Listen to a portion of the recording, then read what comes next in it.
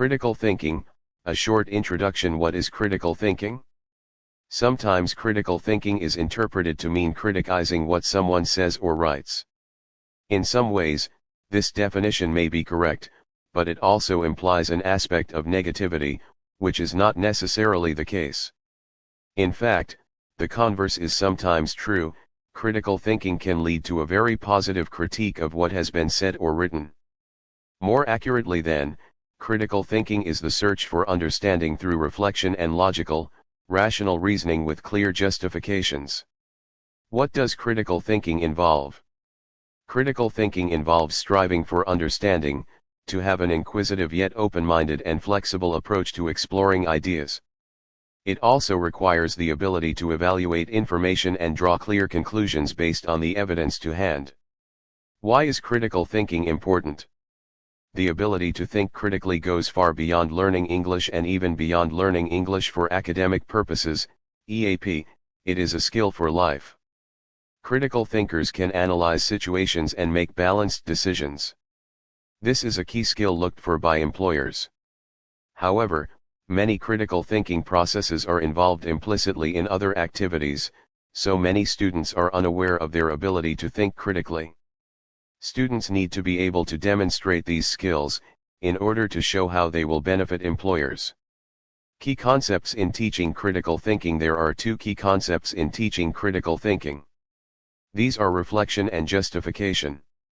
Reflection encourages students to reflect by asking them open questions, for example, about something they have read or heard. It is important to avoid closed questions which just require a yes/no decision. Instead of asking, "Is this article from a reliable source?" ask them, "What makes you think that this article is from a reliable source?" This way, students are encouraged to reflect on their answer rather than taking a guess or making a spontaneous decision.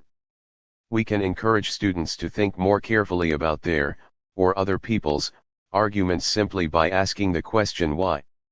Justification. Reflection leads to justification. When asked an open question, students have to find and use the evidence available to make a decision about their answer.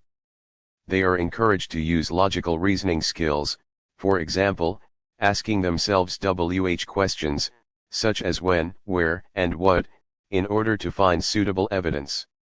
When they have collected all the evidence, they analyze it and, based on this, come to a conclusion. Students then use the evidence which led them to their conclusion as justification for their answer. However, it is important to remember, especially at the beginning of teaching critical thinking, that students may come to the wrong conclusion as their logical reasoning skills are not yet fully developed. However, they should still be praised if they are able to justify their answers. Their logical reasoning will develop as they practice more and as their cognitive skills grow. Requiring students to reflect on their knowledge, ideas, and the evidence before them, and to justify their opinions, not only improves their cognitive skills but also develops their linguistic skills as they are challenged to justify their answers in a foreign language.